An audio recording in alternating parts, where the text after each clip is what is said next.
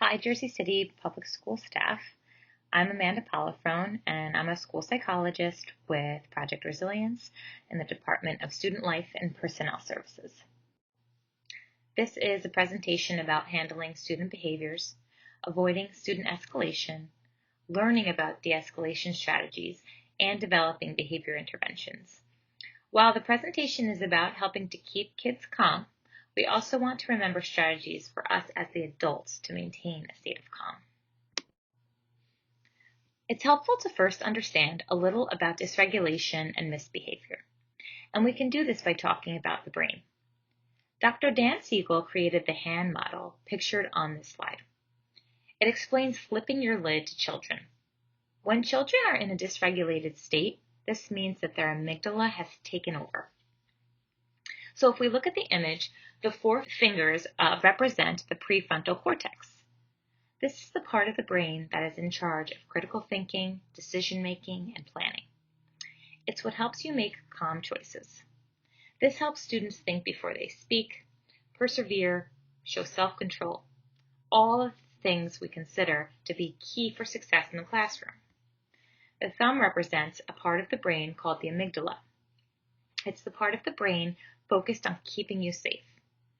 When the amygdala senses danger, it takes quick action, and it does this without thinking. When your amygdala is in charge, fight, flight, or freeze. Fight can mean yelling, screaming, using mean words, or getting physical. Flight can mean running away, escaping, or hiding. Freeze can be a mental freeze, like mind goes blank and it's hard to think, or shutting down. When we are faced with a stressor, especially one that gives us immediate danger or fear, we flip our lid and the amygdala takes control. With a flipped lid, we struggle to use the skills from our prefrontal cortex. This can happen to anyone and any student, but it can happen even more frequently with kids who have experienced trauma. The goal is to help a student in this state become calm and regulated so that they can be able to use critical thinking, decision-making, and planning again, their prefrontal cortex skills. Once a child is having a behavioral outburst, such as throwing things, pushing chairs, or screaming, it can be challenging to get them regulated. The earlier you can interrupt the cycle of escalation, the better. So it's important to be on the lookout for signs of agitation that might mean a student is becoming dysregulated. These are just a few potential triggers and signs of agitation listed on this slide. The lists really could go on and on.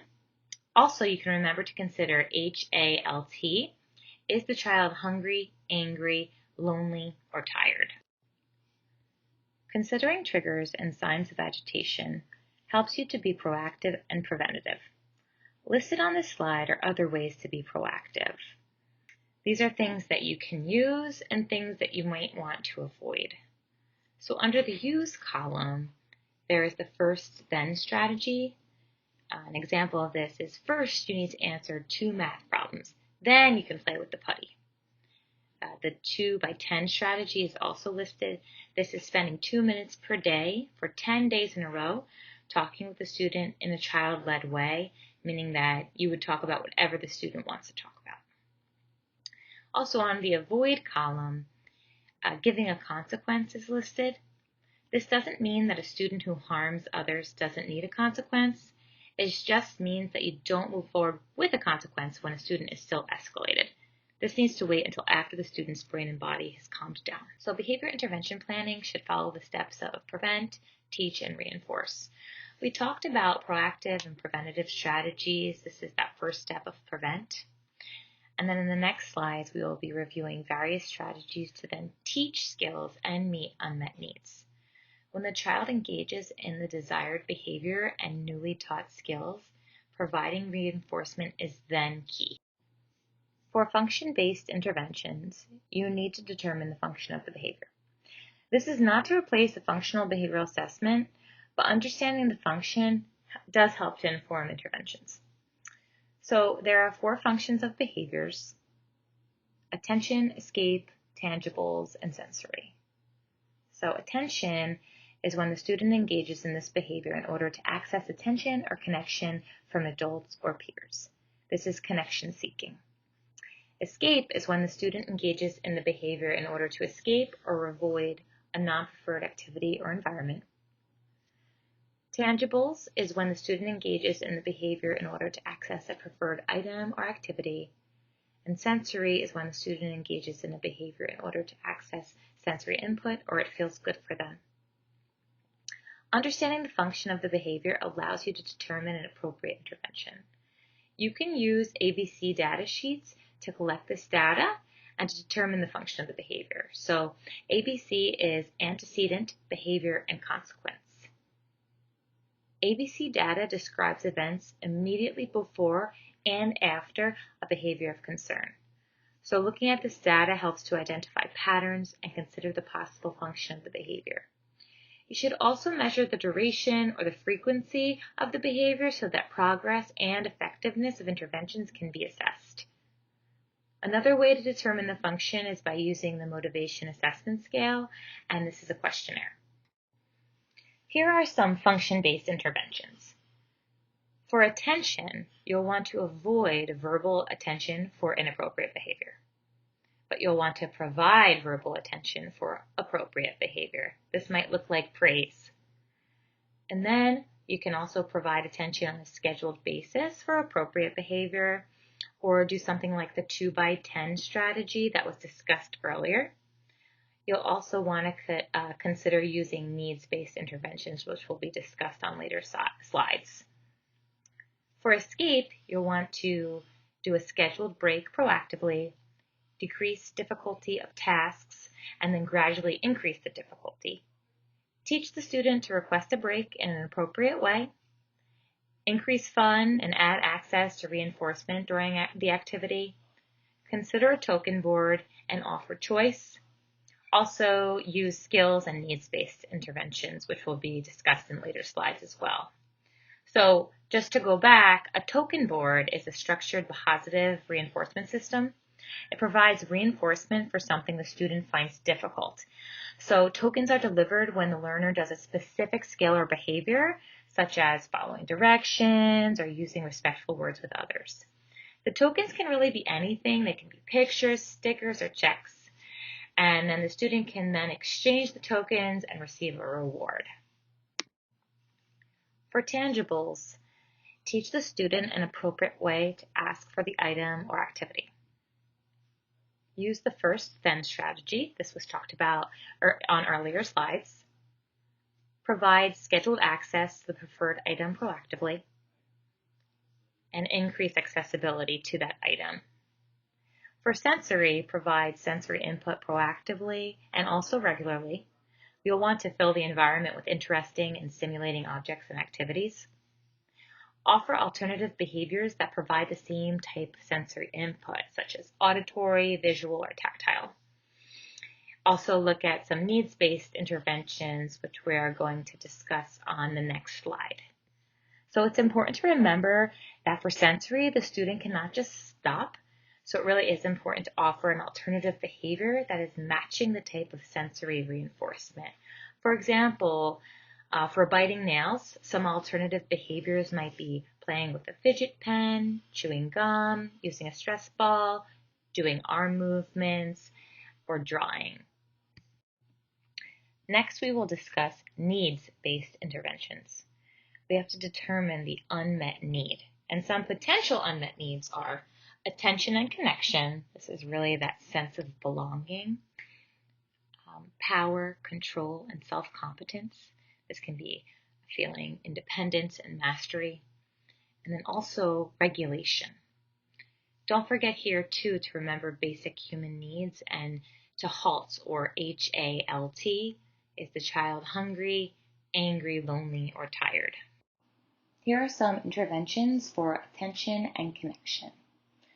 So the student can have a morning buddy, so a peer that they get to spend some time with and connect with in the morning. The 2x10 strategy, or different types of scheduled connections throughout the day. Joke time. This is helpful for positive peer attention, so the child can have a scheduled time of day and place where they get to tell a joke to the class. Class identity would be the entire class getting to have an identity. So they can have special routines or transitions or a name or mascot that's just specific to that class. Check in and check out would be the student checking in the morning with you about the targeted behavior and about the day, and then checking out and getting to self-reflect, receive some guidance or positive reinforcement. This is great for self-monitoring as well and connection. Greeting the child by name daily or frequently is good for attention and connection as well. And then secret missions, where the child can feel a sense of generosity, where they might do a secret mission to do something nice to another student, like maybe give a compliment to someone. For power control and self-competence, school jobs are very helpful, and also providing a variety of choice is great. Expert time is when the child would get to engage in activity that they feel like they're an expert in and they can continue mastering that skill, or they might even be allowed to teach the class about the skill that they're an expert in. The student can be a big buddy to a younger student or to a lower grade level. A schedule that the student gets to follow along with is helpful for power control and self-competence, and also teaching problem solving and searching for solutions. Finally, we have regulation. So this would involve sensory and different opportunities for movement. So some sensory objects might be fidget toys, a chair band or weighted materials, sand and rice boxes. A calm corner is a place in the classroom where students can go if they're frustrated, stressed, upset, or triggered. It's not a punishment, it's just a safe place where they can regulate their emotions until they feel better and are able to rejoin the class. Taking breaks are helpful for regulation. This goes along with also the opportunities for movement. And then visuals and cues, so the student knows what's coming next. Having transitions and visuals and cues serving as reminders can really help students to feel a lot safer in the classroom. So finally, we'll talk about skills-based interventions. What are this child's difficulties, and when do these difficulties happen? For lagging skills, is it an academic issue? And what does the building offer for academic interventions? Sometimes the child might really be having an academic difficulty, and then they're trying to escape an entire subject or task. Other times the child has lagging skills that are social or emotional. And on the left side of the slide, there's a couple of different lagging skills that might be possible. On the right side are some skills-based interventions. So the first one is one-on-one. And this can be a scheduled and set time where you work on a certain skill with the student, or it can be informal and in the moment whenever issues arise. There also might be certain social skills groups available where different skills are targeted and taught in a small group setting. Within the entire classroom, social and emotional learning can be taught to the entire class so that they can learn different skills surrounding self-awareness, self-management, social awareness, relationship skills, and responsible decision-making. They can work more on developing their self-awareness through a variety of different interventions. So you can help them with restorative questioning. You can ask them a variety of questions that are restorative in nature, such as, what happened? How were you feeling? What were you wanting? How did your choice impact you? And how did your choice impact others? You might also be able to do a self-monitoring chart with the student. The student can self-reflect on how they're doing with certain behaviors or skills that you're targeting. And then also have the student keep visual reminders or some way that they can remind themselves of the skill that they're working on, such as, I need to remember to take a break. What is something that can help remind the student to ask for this break throughout the day? Also, check in and check out, which is a strategy an intervention that we talked about on the previous slide, is very helpful here too, because it offers for connection and an opportunity to provide positive reinforcement, and also helps with self-monitoring too.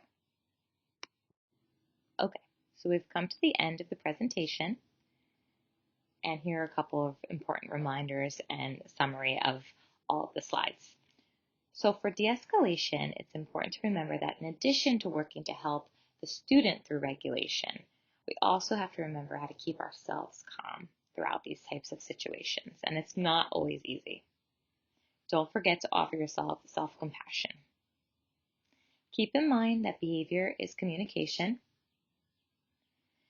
Also keeping in mind that we're going in the order of prevent, teach, and reinforce for behavior interventions and behavior intervention planning.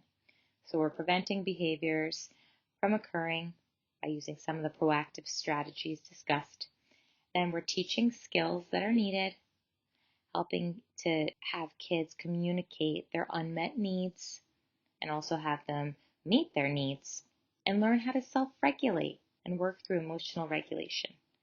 And then when the kids use these appropriate skills and engage in these appropriate behaviors, we reinforce them and we make them feel very, very good about the choices they've made. We also offer them compassion through this process because it is definitely challenging for them. There will be multiple interventions at once, so I broke it down into function-based, needs-based, and skills-based, but it's helpful to determine the function and then use function-based interventions and also add in the unmet needs and some of the lagging skills. Other helpful things to take a look at might be the TICE curriculum and trainings that are offered. This is the Trauma-Informed Skills for Educators. And then also the website Intervention Central is a good resource for looking at behavior interventions within the school environment.